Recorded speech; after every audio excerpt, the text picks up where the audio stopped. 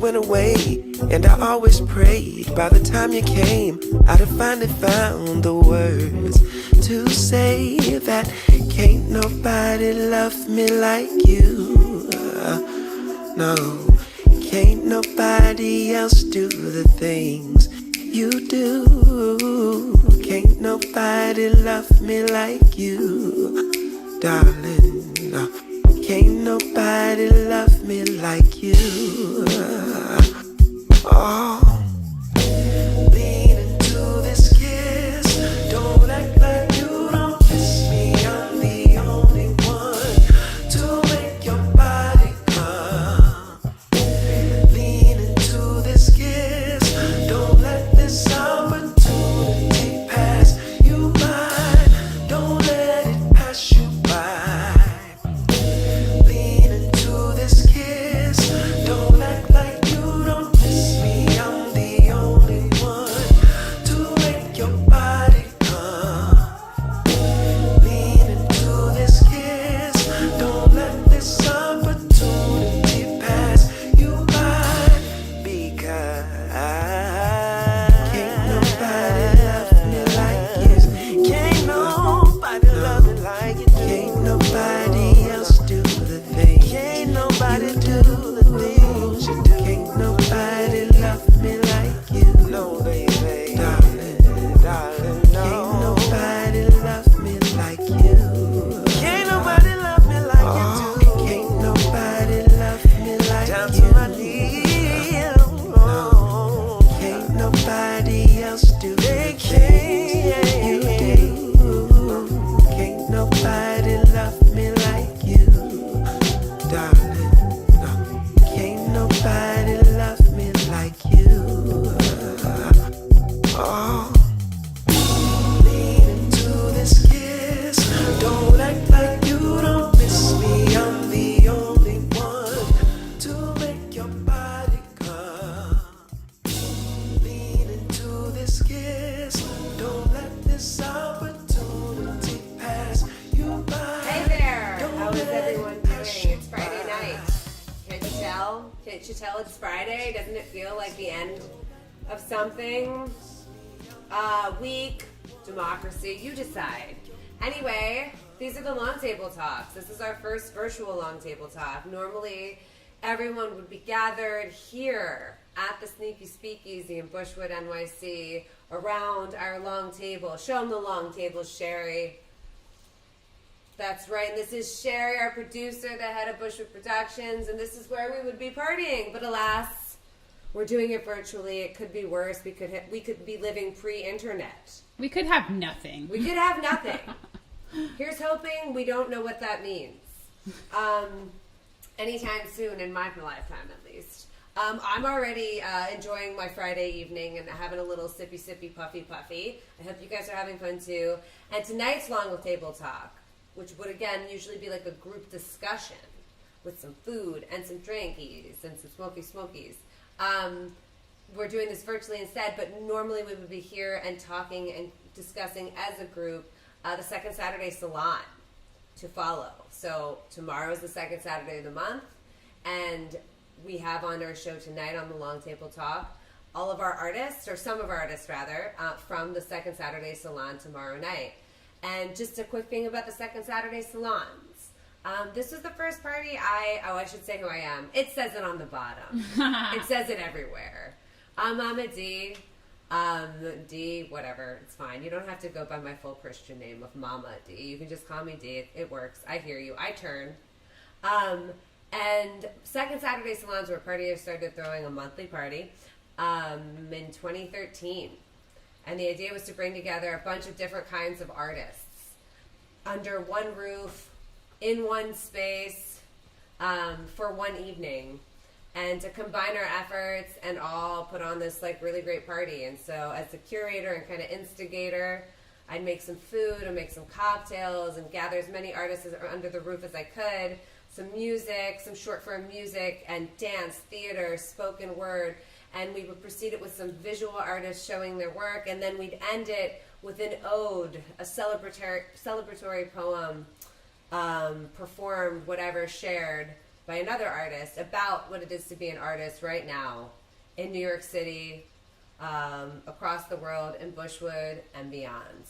And then we party, have a DJ come and spin. So tomorrow night we're going to do our best to recreate that virtually with some really amazing artists. And tonight they are here joining us for a little talkie about who fucking knows, man. COVID, art, virtual performing, political, who the hell knows? I don't know what else we're going to get into. Before I introduce them all, one more thing about where we are right now in Mama D TV lands. We're kind of new to the scene, so a little bit about us. We have weekly programs, weekly shows, as well as this recurring monthly show. So you can find us on here on our channel a few times a week, Tuesdays, Fridays, Sundays. And each week, each day of the week has its own show. On Tasty Tuesdays, we cook. So we bake and bake. It's a high cook-along, bake and bake with Mama D. On Fucked Up Fridays, we party. Fridays. So on our Fridays. And Fucked Up Fridays. We party, and we usually play our game Crossfade, which is a themed, smoky, drinky, late-night quiz show. So fun. Tonight we're doing the long table talk, obviously, because we've got the salon tomorrow. But then on Sundays at supper time, we have one of my other old parties, in addition to the second Saturday salons, my Sunday big movie marathons. So themed movie marathons. They used to be here, triple headers, 5-course tasting, menus, cocktails. Instead, we're doing a double header virtually, but with some really fun guests in between the films, and sometimes offering commentary. Sometimes we do one of those like watch-alongs that can be quite salacious. So you can join us here a lot. You can join us here a lot. All week, all all forever, month, my whole life. indefinitely. I don't know. It feels like that. Yeah, that's what it feels like. It feels like it all. But the way we organize our shows, just to give you a little bit of structure, because that's what I like to do. This is our I call Mama DTV and NSFW PBS. It's educational, but we party. So I don't know what to tell you. It's something like that. But yeah, like a little organization for how you can think of us. We have months, 4-week-long months, and the month is themed. Every month is themed. And then each week, each of the 4 weeks within the month of programming is also themed. And then each one of those fucking shows I was telling you about, it goes this way, right? Yeah. Tuesday, that's a Tuesday, a Friday, and a Sunday, with an occasional Saturday, as in the second Saturday salons, once a month. And so each show is themed. It's crazy. So we are in the month of September, which for us in Mama DTV land is the month of the lost arts.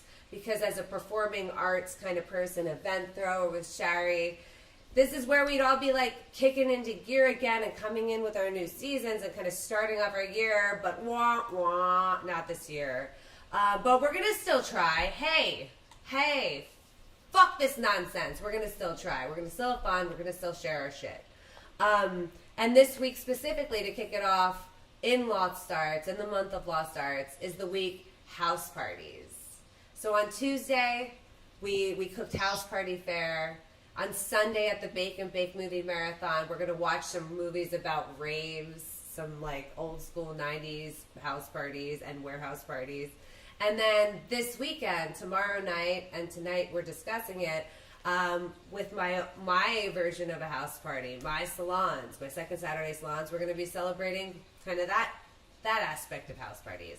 So I wish you could all be in my fucking house, but alas, we're going to do it virtually, which is cool because it means we even have someone, you guys, right now. Is he here yet? Heidi? No, Heidi isn't here yet. It's okay. I'm going to save it. We'll save it for when he it's a surprise. wakes it's very cool. And only this horrific technological situation would allow for it. So we're gonna make do. That's what I'm saying. We're gonna make do. So let me invite.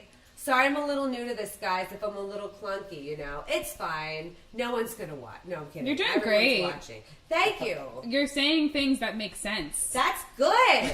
I'm trying really hard You're through speaking- the fog of drugs and alcohol. You got this. All right.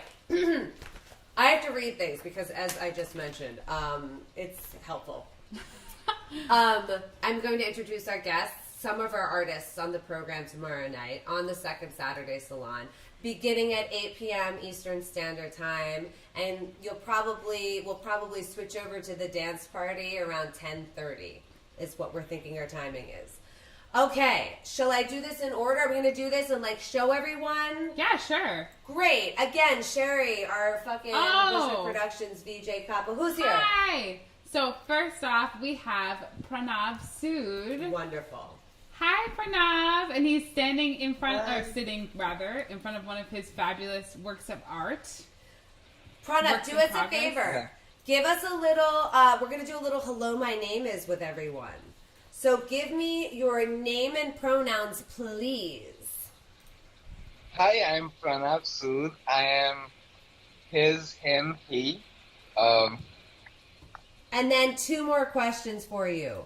Where are you Yeah. based? Like, where are you based, Pranav?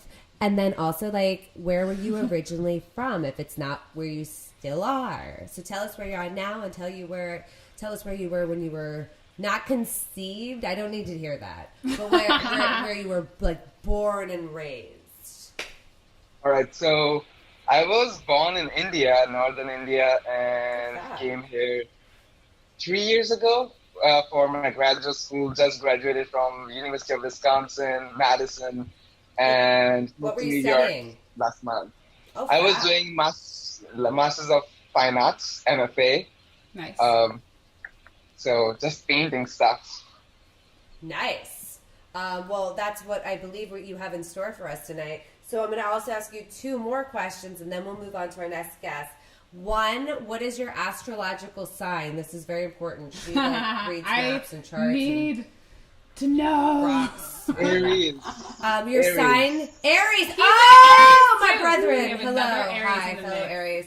And then I need, Pranav, you're on the spot. Are you ready? 5 words that describe you. 5 words, expressions. Just top of your head. Go. Peaceful, calm, responsible, fun, drunk. Love it. Great words. Great words. Okay, we're going to come back to your art in a minute. Yeah. Moving on.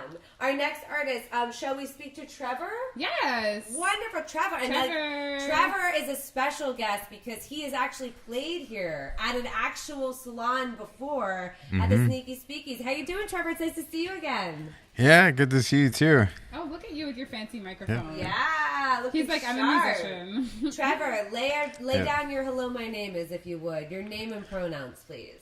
Yeah, I'm Trevor New, he, him, and I play the viola, do a lot of different electronic things, and anything and everything musical when I can. I mean, you guys can hear how sexy his microphone sounds, right? It's like exponentially better. Sherry, we gotta go. got it, yeah. Okay, 1 second on that one. But while we're enraptured, and I don't remember how to speak English right now. Don't worry about it. It's fine. Trevor, let's keep going down the list. Where are you based? So Pranav is in New York City as of recent transplant rather. Where are you based, Trevor? And then where do you originally hail from? I was born in New Jersey, then I mostly grew up in Oregon, then I came back to the East Coast, living in New York. And are you calling in from New York tonight too? Yep. Fabulous. How you got any family or people back in Oregon? How's everyone doing with the fire? Everybody's doing okay. They're in they're a little further in the city, so they're in Salem. And I had a family friend who is a little further outside of Salem, and they're now doing a little bit better. So Okay. yeah, good. happy about that. But it's yeah, I don't really know how to describe that. It's pretty crazy. Well, I hope they all stay safe and that these fucking fires go out soon. It's Yeah. I don't know. There aren't many words for it. Okay, but on a perhaps happier note, depending on how you describe yourself, what is your sign? And give us 5 words that describe you. All right. Let's see. I'm a Leo. Leo. Let me see. I think like cheerful would be a good one. Mm-hmm. Deliberate. Can be like, what's that? Expressive try to do that. I like making jokes. So sometimes funny, sometimes you got like dad jokes and that kind of a thing. And yeah, maybe intense too. Like I play sports, I get a little competitive. All right. That's interesting. All right, well, so we have. This is great. Do we have any other artists who are in just Not yet. We are Okay. waiting on a few more people, so we might have a different crowd later on in the night, or more people. Yeah, so guys, like, let's just start. Let's just tuck in. Like, how is everyone doing with this whole shift as of March? We're all in New York City, so I know Pranav, you got here recently. August. In August. Where were you right before that? I was in Madison, Wisconsin. Wisconsin, finishing your degree. So you finished your degree virtually? Is that true? Yeah, it was my only graduate ceremony, and I did it virtually. That was Aww. really sad. I'm sorry. But I had fun. You did have fun?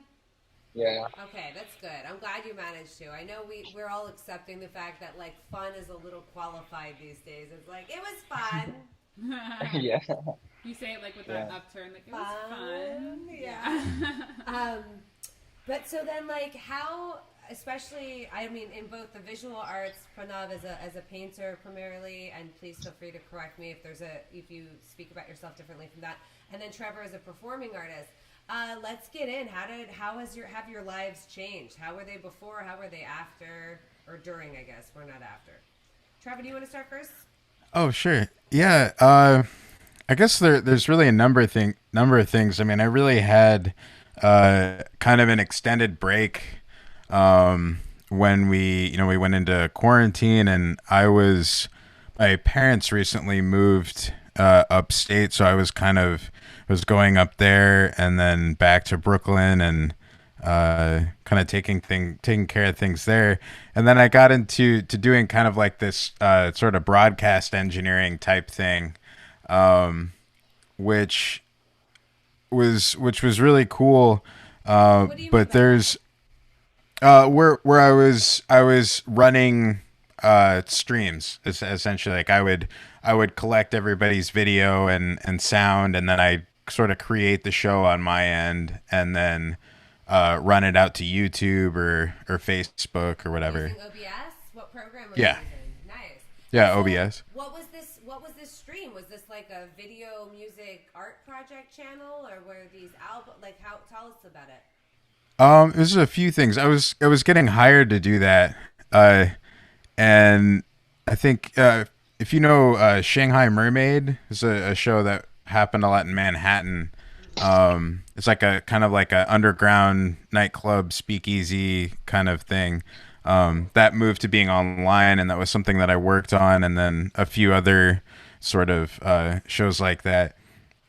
And just really, they're all very different, but something that was really great. It was like being able to connect with people that way. I felt pretty fortunate because I happen to have a lot of tech gear, music gear, and all of that would sort of naturally allow me to make that step in that direction. But it was definitely you could definitely feel all of the different kinds of stresses that people were dealing with kind of at the same time. So it was very challenging and powerful, kind of all in one. Were you sensing or maybe interacting with a lot of artists and kind of venue, sharers, diffusers of art, who were kind of confronting right then and there how to shift from an IRL to a virtual reality? Yeah, a little bit of that, and then also having real life kind of pop up all of a sudden, maybe in the midst of trying to put something together. And it was because things were so different. Normally if you're working on some kind of a show, you have different things that are going on, and it's a lot easier to deal with. So it was kind of like everybody was sort of immediately very like extremely understanding, and then also very supportive at the same time as whoever was maybe going through something difficult. So it was kind of reassuring during that time. Nice. And then for you, Pranav, how was it finishing up school in Madison at the university? I'm sure for an MFA, part of your degree was a presentation of your art or some kind of public show. How did that all shift in March or leading up to it? So I had a show in April, and it got canceled due to COVID, and I was really sad because that was the only thing I had to do. I was preparing for that from a last whole year, and I was really sad. But some gallery actually connected with me and offered me a solo show during the pandemic, during the quarantine. And I had a solo show in a gallery, which was virtual first, and then it was like on appointment basis, and it was pretty good. So wouldn't say that quarantine actually holds back my process. I was doing what I was actually doing. I just took like 1 month of break in between of my graduation, and then doing my art again. So I feel that was good. Um, Yeah, you feel like you're navigating and pivoting okay?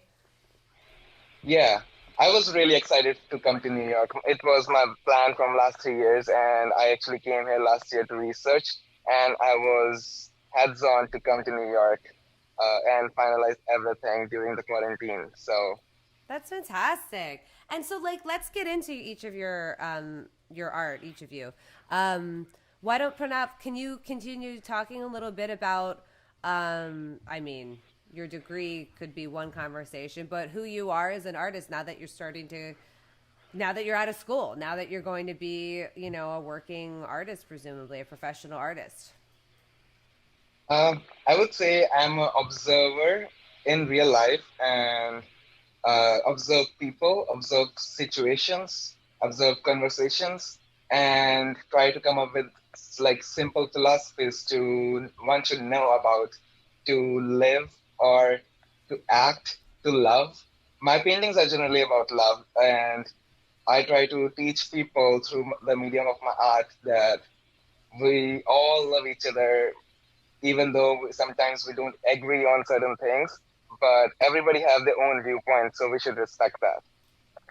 And then, so you use the medium of painting. What can you tell us a little bit about how you uh, do that, express that, convey that, and teach people love, like you were just saying, through your paintings? Yeah, so on my back you can see like a big snake. This is like a very small portion of my big 4 by 8 feet What painting. you do tomorrow, right? Nice, Yeah. man. Oh, I'm so excited. So, what you're gonna live paint for us tomorrow? Yeah. During the Yes, so definitely. we should explain this for a second to anyone watching and who's interested in tuning in tomorrow night for the second Saturday Salon. So I'm talking right now to Pranav Sood and to Trevor New, two of the artists who will be featured on the second Saturday Salon tomorrow. I'm Mama D. This is my monthly OG house party. Now we're virtual. Super great. Almost the same thing. You won't even notice except through all the lack of booze and food and drugs and everything else. I know. And like the lack of like, that in the same room energy. But whatever. At least we're not on like fucking tin cans with a string between them. Not literally, at least. So tomorrow night, we start at 8 p.m. Eastern Standard Time, same place, Mama D TV, and we have an hour. It used to be a cocktailed hour, but instead it's going to be an open atelier hour where we have a few visual artists who are going to be not only displaying their work, but in some cases also working on their visual art. During this hour, while we have some really great tunes to bake to on, Sherry curates that playlist. Say hi, Sherry. There she is. Yeah. And that gives some folks some time to peruse some new visual artists and see what they're doing and also watch them do what they do, which is pretty cool. And then around 9 p.m. Eastern Standard Time, we're going to switch over to the performances. And folks like Trevor are going to share their performative arts with us. I forget where I was. Oh, yeah, with Pranav. So tell us a little bit about what you are going to do tomorrow and what this big painting is. And then we'll talk to Trevor about what he has in store for the performance element of the evening. Yeah, so I was talking about this snake right now. So this is one of the symbolic piece I'm creating. This is a snake which eventually become caged, and also he's in a meditative mood with dicks up and a flower of opportunity. So I have like so many different symbols in my painting that convey certain philosophies, and this is the key element of my this big piece, which is called I Know She Knows. This is all about that sometimes when you are in love and you're in a relationship and you feel like you are the one who knows everything, and the other person is not understanding you. So I feel we should know that the other person knows us, because that's why they are with us. So do you understand what I'm saying? Uh, Yeah. so That's it's about like you like if I'm having a girlfriend and I'm having fights with her, I feel like she doesn't understand me, she doesn't love me the way I love her. So we should understand that everybody is different and they're not gonna understand our opinions or our viewpoints the way we are doing. So it's okay, and we just have to believe that they are with us because they love us as person, not our views only. gorgeous. And so, show us one more shot of that big canvas. Is that a canvas you're working on, Pranav? Yes, And so you're this is a big canvas, and you can see like the drawing over here. Yeah, can you talk a little bit about your process in coming up with this huge image? Like, what is it? Do you see like the whole thing at once and then you go in and make all those details? Or do you start from one spot and like work your way and it's kind of like a through composed thing? Tell us a little bit, or is it different every time? It is different every time. I just design like I just come up with the dimension of my painting, like how I want to describe, and then I this is like a big highlight piece of my new upcoming series. I finished all the gouache paintings of it, and this is the final highlight piece, which is like if you look at this area, you can see that there's like a couple right here, and the guy there's like a person holding like a eye in the hand, which is like, and you can see like they both have like three eyes only. So this is the same concept I was talking about, and then I also have like some sexual imagery. I have like a really interesting tree in my paintings, which is called I call it boob tree, and here the boob tree is planted, and then it is growing. oh, boob tree. I love Yeah, it. Yeah, boob That's tree. amazing. I like it. And what kind of symbology are you drawing from briefly? Like you mentioned, you have this philosophy you're trying to express through your artwork, and it seems like you have a heavily like symbolist language that you're using. What does that come from in you? So actually, I am in a long distance relationship from India. My girlfriend is in back in India, and we are on a long distance relationship from like past 7 years. Like Oof. we used to like meet on and off, but when I came to like US 3 years ago, and I used to go back every summer, but this time due to COVID, I couldn't go. And what I'm creating right now is all what I am experiencing without meeting her, and what I want to know, what I want to make sure that she knows, so that we can stay in the relationship and we just keep going and persisting in our lives that we will be together one day. And all of my paintings are about love and her. The inspiration is her, she, and I'm Well, just and creating what with I'm the feeling. actual symbols, like the actual visual language, the boob tree, the snake. It looked like you had like a puma or a cat over there as well. Are you Yeah. drawing from other visual traditions or painting Or traditions stories? or stories? Yeah, sure, narratives. Actually, all of my like characters come from like whatever I see around myself. Like that cat uh was like a I saw like a biggest cat one day in New York. Somebody was like just taking it with them on a walk. I don't know, but it was like I felt like it's not a lion, it's not a cat, it's a big cat. It's like a bobcat. It's I don't know, but it was like really orange, beautiful cat, and it she was like that cat was like very hairless. So I thought that would be good. And I saw her like grounding a little bit, and there were like teeth, and I felt like uh, I thought like that I was actually looking for like an element, an animal which can describe uh, a topic of roar on the world, like roar the world around. I did like a one piece painting about that, and where I actually showed that the cat is roaring the venom away, fighting the life, fighting the life with the partner. Like, Very so cool. I have like so many stories. Do you Like keep like so a many, notebook of your visual imagery or any ideas? How do you work? Or do you just keep it in your head and then when it's time to get to the canvas, it comes out?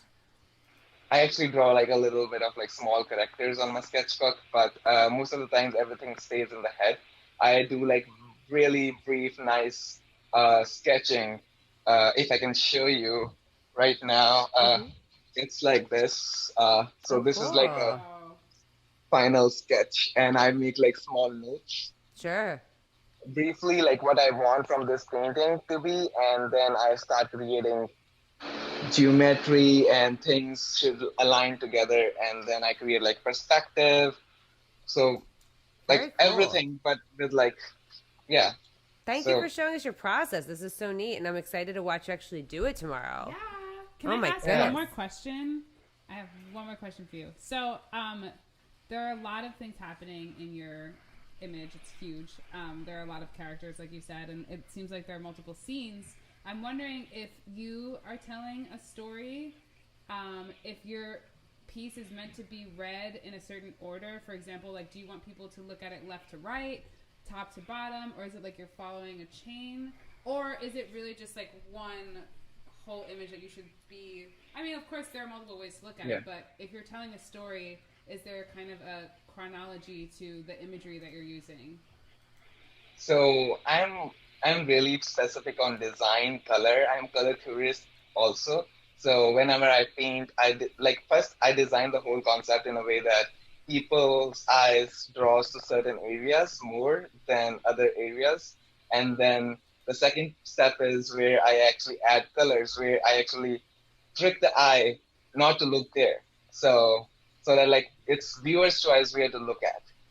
That's my second step. And then third, I add like mysterious objects here and there in my dense patterns. You will see like how I actually do like dense paintings with like so many patterns and so many colors.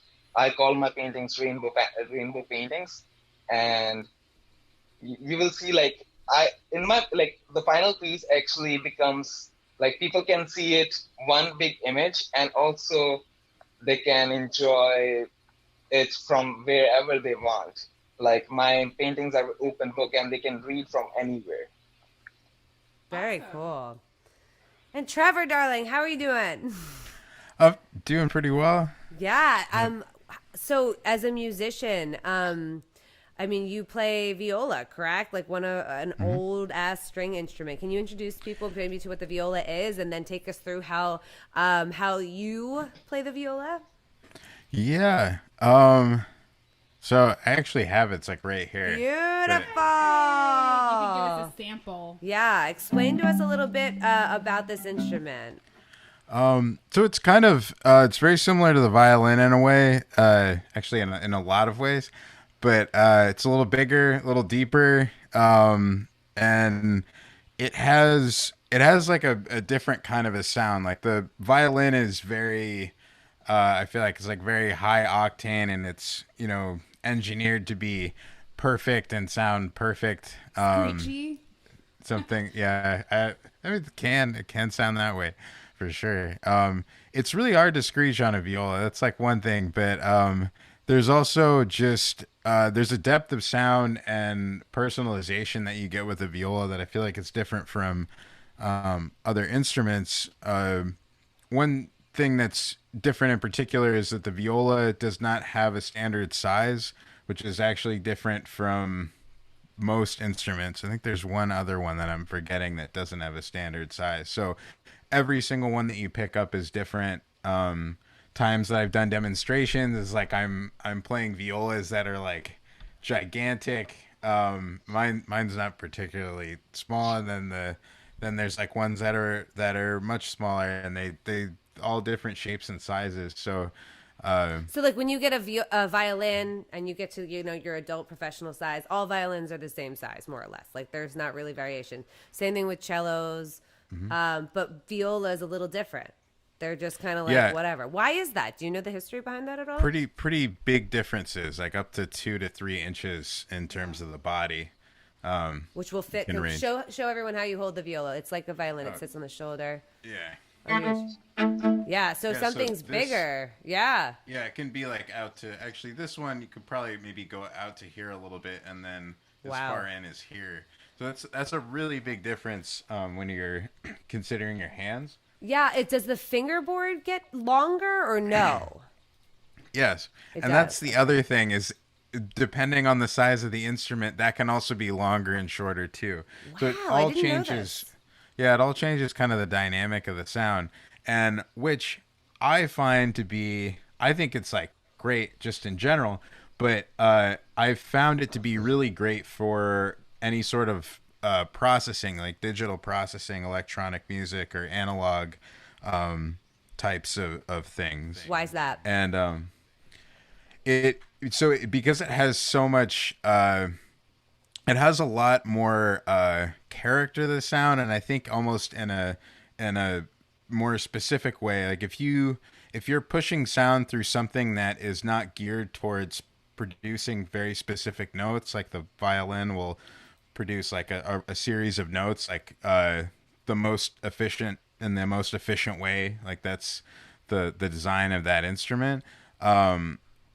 So you get those notes, and we kind of expect that. With the viola, you're getting those notes, but then you're also getting some other ones. And those other notes are kind of like the way the overtone series can kind of come out differently. That's different for each instrument, and I think it's a lot more plentiful on this instrument. And it's also like, just as from a mixing standpoint, the sound is never really going to be harsh. Almost in any way. Very cool. Do me a favor, Trevor. Lower your mic a little bit so it's below the frame so that the focus doesn't pull. Oh yeah, it's good call. Let me see that again. Let's see, Trevor. Yeah, a a little bit little more, I better. think. Just get it out. I think it's actually like looking at your. Yeah, there you go. That'll be better. There it goes. Yeah, your mic is fantastic. Sounds great. So, I mean, I don't know if people are following the whole mixing part of what you're saying. So, why don't you show them the violin natural, and then maybe if you're set up to demonstrate anything, show them how you process viola sound. Sorry, I said violin. Viola. Yeah, I think I can do some. So here's just regular.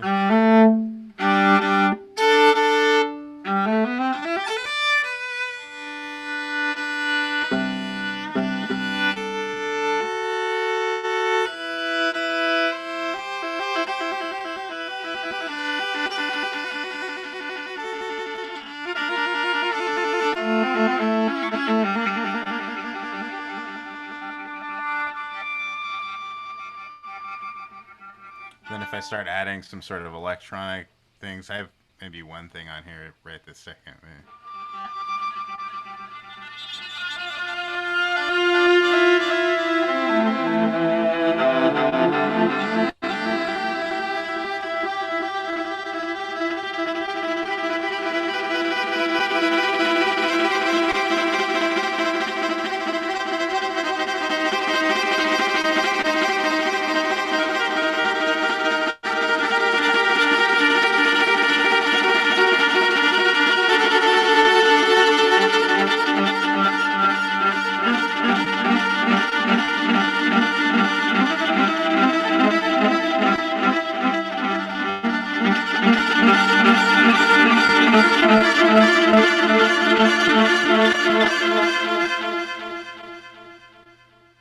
Wow, beautiful. Yeah, I hear a lot of richness in the overtones that are getting picked up and things. Tell us what's actually happening. What you said, that's one effect you have set up right now, essentially. Did you build that effect? Like, what is that effect? That's- Yeah, it's a. Let me see what I got here. Should be just a full on like ping pong or even simple. Yeah, it's a. It's just like the sort of stock delay that comes in through Ableton, but when it layers on top of itself, like I think of it when you have like a really good mic, when you layer the sound, like when you layer sounds on top of itself, like just playing through the same instrument, how that all of that still kind of comes out a certain way. I Yeah, I just noticed that with recording the viola versus a lot of times with like violin or cello or most other instruments. And the other thing that I'm kind of doing is sort of drawing from when I first started playing and using technology and trying to incorporate technology into my playing. I was extremely almost like anti-looping, which is kind of funny looking back now because I do so much of it. Explain to But everyone what looping is. You know what looping oh, is, everybody. Go ahead and just lay it out for them. I could actually, I think I can do it. Let me see here. So looping's a technique that comes out of the world of minimalism, where you take and even before that from other musical things, where you just take this segment like a beat, and it repeats and it repeats, and you can layer your sounds by recording and then disseminating what you're doing. Layer sounds on top of each other. So, yeah. So Yeah, essentially that. But and you're using a pedal right now, like a loop station, or you're running into Ableton and triggering on a pedal? I'm running into Ableton. This is kind of like my the sort of smaller setup. So I usually will be kind of doing some show design type things with this, and then building something out. But Fun. yeah. And for people who are unfamiliar with what we mean by Ableton, Ableton Live is a program. It allows you to do a lot of really cool music things. It's really designed. A lot of DJs use it, and people who do looped music with loops, and I don't know, who do a lot of digital music. I don't know. A lot of people use it. It's a great app. And how do you set your station up? Like, what do you, when you start to open a project, you're like, all right, I'm writing a piece. Do you have things you usually go to, effects that you've built? Have you developed a language for yourself? What's your process a little bit? So a lot of it really stems from definitely building the sort of language, like the idea of, with using technology, like you're gonna sound like more than one person is like one goal you might have, or having like a really expansive sound. So I was always trying to do that acoustically. So if you take if you're familiar with like the Bach unaccompanied like violin sonatas, he has like these 2-3 part things where you have like two voices.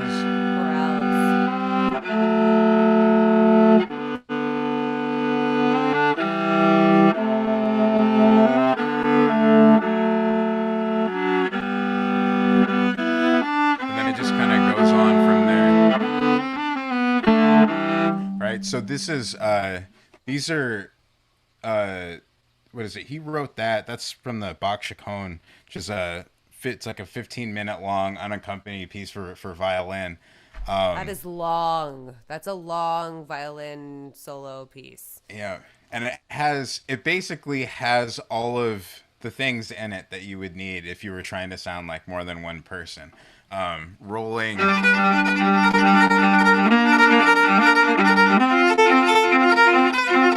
Like all these things that I do now, I kind of learned from playing that piece.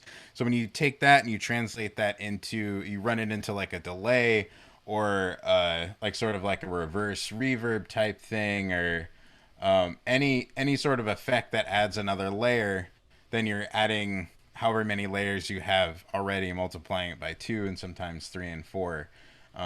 So when I'm playing, I'm usually playing out to like a ball of energy that's kind of existing out there, and then I'm trying to manipulate it in various ways, sometimes very abruptly and sometimes pretty subtly. And you do that live as improvisation, or do you sketch it out mostly? Do you write it out completely?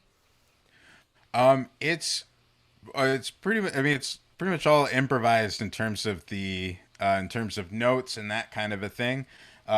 What I might think about beforehand is maybe some kind of a story, and also occasionally I'll have like a little piece of melodic material that will help to try to trigger certain things.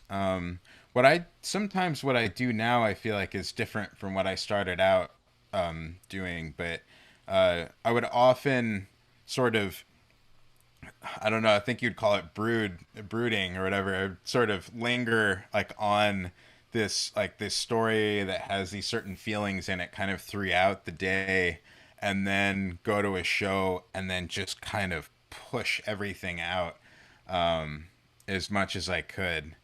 And it's actually how I made pretty much my, I'd say, the first half of what I sort of did musically. How long have you been my- playing in this voice? So surely you went and learned how to play classical. I don't know if you started on viola or violin. And then when did you start transitioning to incorporating electronics into your voice, your artistic voice? It would have been about 5 years ago. I'd been trying to do these different things with just recording simply like string lines and like having some friends come in and play and do some improvisation. But I wanted to be able to kind of I wanted to be able to just kind of like do all the things that I had in my head kind of all at once. And so I got some gear, and I was actually messing with a loop station at first, and then immediately I was like, oh no, that's a terrible idea. So I was like, everything has to be live. There's like that whole like sort of purist classical thing that I think I've kind of set down, fortunately. But that's what I was kind of doing. So I was like really like, it's like everything's got to be like super, like everything has to be live and no looping, and yeah, since then I've kind of started to look at looping as more of a really interesting kind of delay that you can sort of manipulate in different ways. But now that you have like a pretty good level, I'm sure with Ableton, I'm sure you can do maybe more interesting things with looping. You know how to manipulate it and how to craft it probably more and shape the looping itself than you probably would have back in the day before you got pretty fluent in Ableton Live, right?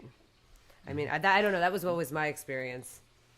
Yeah, one of the things as far with looping in particular, I really jumped into using these other softwares that are made to be like a companion to Ableton.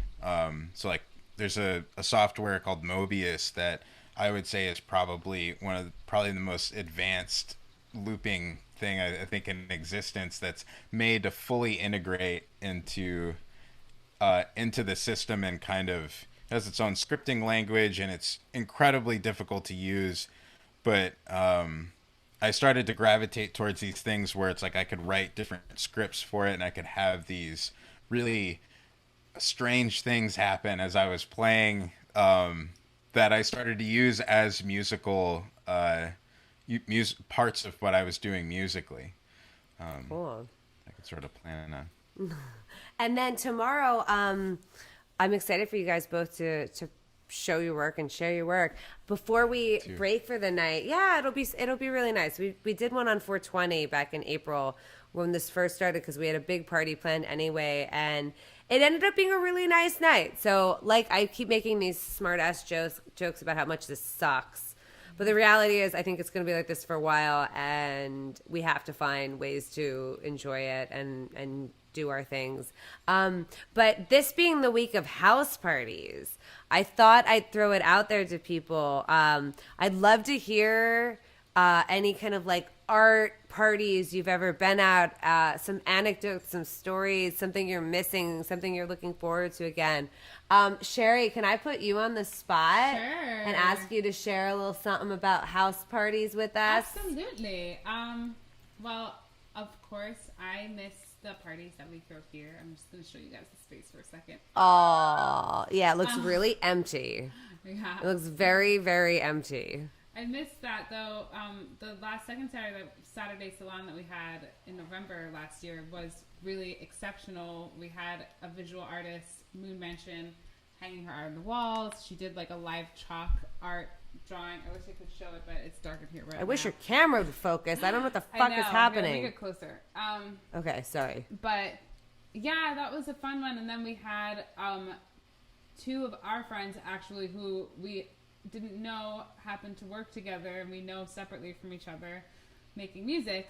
And yeah, that was like a really fantastic party. I missed that. But another one that I want to shout out, it's not necessarily a house party, even though it's in a residence.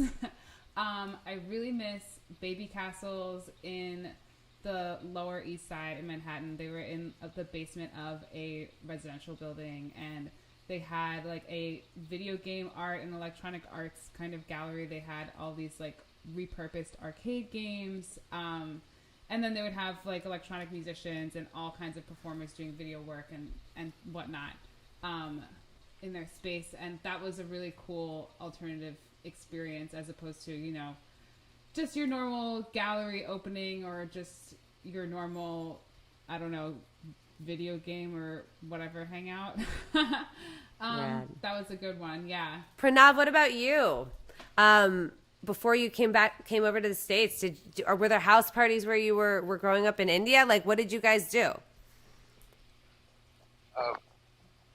What happened? Yeah.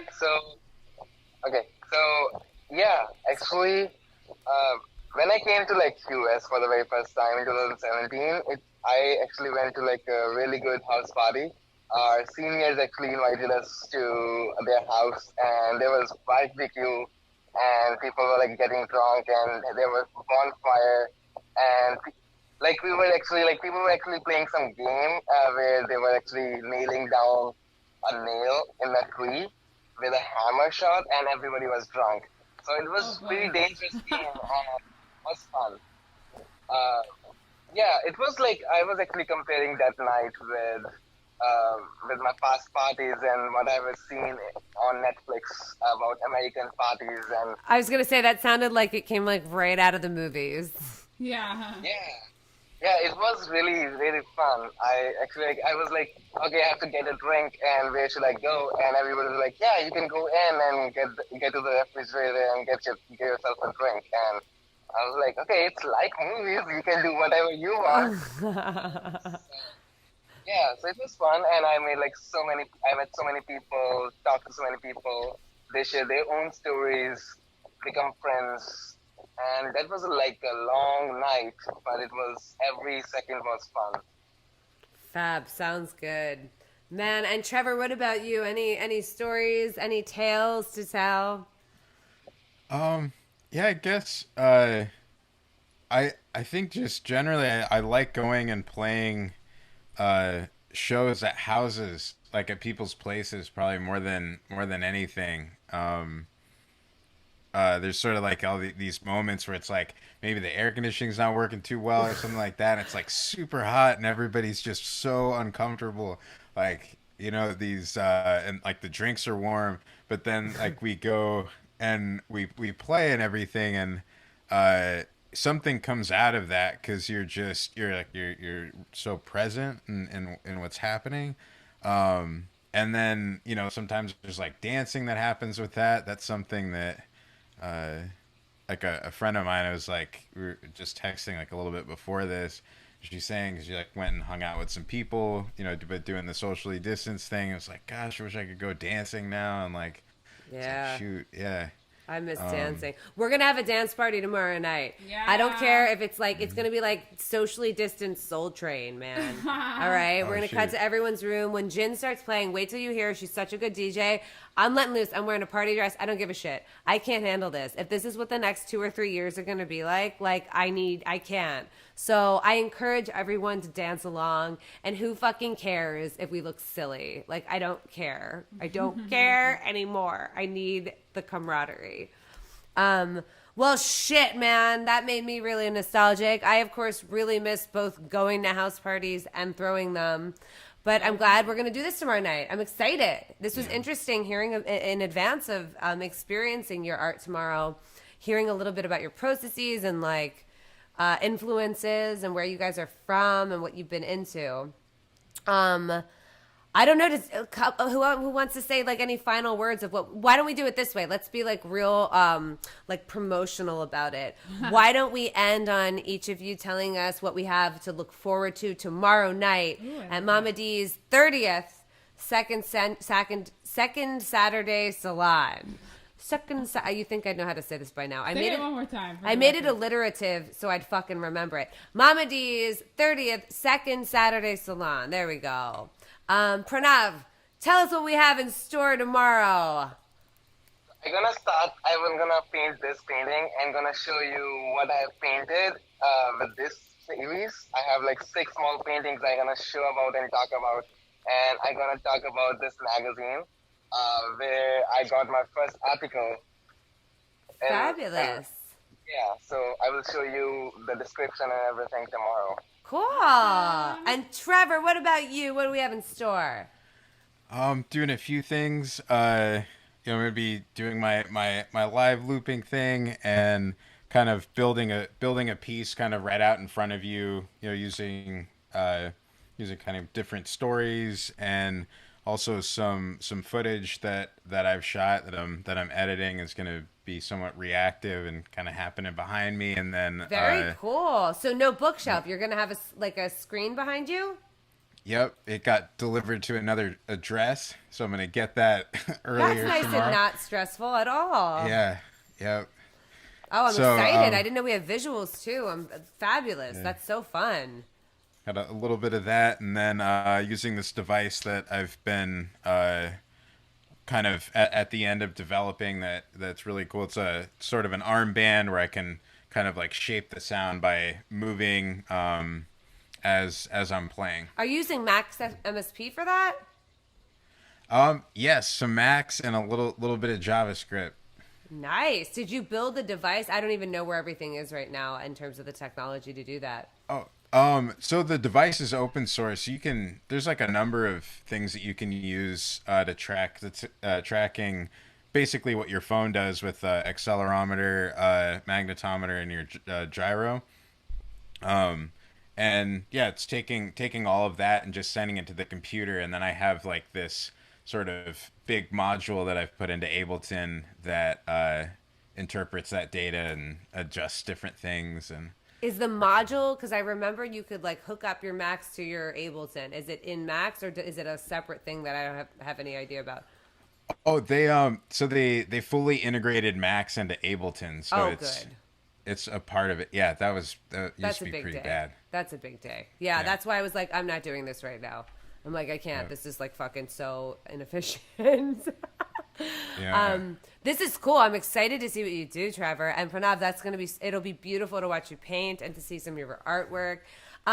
Sherry, how are you feeling? How are you feeling about tomorrow? Are you ready to like VJ the shit out of a second Saturday Salon? Yeah, what I'm most excited about is for the first time here, we're going to be shooting from 2 locations at once. And I know we have like 3 different cameras going on right now, but we're going to have 2 separate stages tomorrow night. Like we're gonna go from downstairs in the sneaky studio up here to the dance floor for the dance party. So that's going to be fun for me.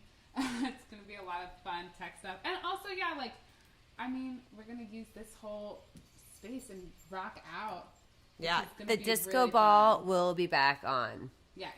And I promise. There will be jams by the fabulous Miss Potato Chips, who is one of our good friends, vinyl DJ. She's so great. Unfortunately, on YouTube, you're not going to be able to hear her music because she doesn't own it. She's using her chips that she's collected. But if you want to hear it, you'll have to join our super private Zoom party. It's fine. We'll have the number up. It'll be no problem. You'll just have to be like, fuck, it's a Zoom meeting now. Yeah. I have to go to a Zoom meeting dance party. Isn't that what you've always waited to say? And we'll also have our friend Shar, who's an amazing visual artist as well. She does murals and graffiti and is now doing small sculptures that are pretty great, and some jewelry. So she'll be doing some live work in addition to showing some of her pre-existing work. We have a clarinetist, I'm not going to tell you where he's calling in from, but it is not the United States. And he's going to perform clarinet for us. He very well might not be here because he overslept. Yes. We're going to have to make sure his alarms are there. on. Yeah. And then we also have Brian Bahe, who's going to be joining us. He's done a couple of things with us here as well in real life. He's a fabulous comedian. So am I forgetting anyone? We have Faith Fawcett. Oh, great. Faith is going to be able to join us. Yeah. She has been, unfortunately, escaping wildfires in Portland, which is unheard of. Yes. But she's safe and sound, and she's in a really awesome artist space, and she's going to be joining us tomorrow night. Fabulous. She's here tonight, but. So we're going to have some fun. And thank you guys again for joining us for the Long Table Talk. Oh, I was supposed to look over here. Whoops. Thank you again for joining us for the Long Table Talk. And yeah, we'll go out on some music and some waves, and we'll see everyone at 8 p.m. Eastern Standard Time on Mama D tomorrow night for the second Saturday Salon. Bye. 夢追い人だったね。君は毎日心のふるさとを思い描いて、そして私は毎日君のことを夢に見る。 I promise the song. Oh yeah, there goes the picture. Who's this? We're listening to Kenneth. Sorry, my bad. We're listening to Kenneth Takanami, who is a local artist. My good friend Monica recommended, and he's one of our featured Tunes to Bake To artists. Thanks, Kenneth. Yes.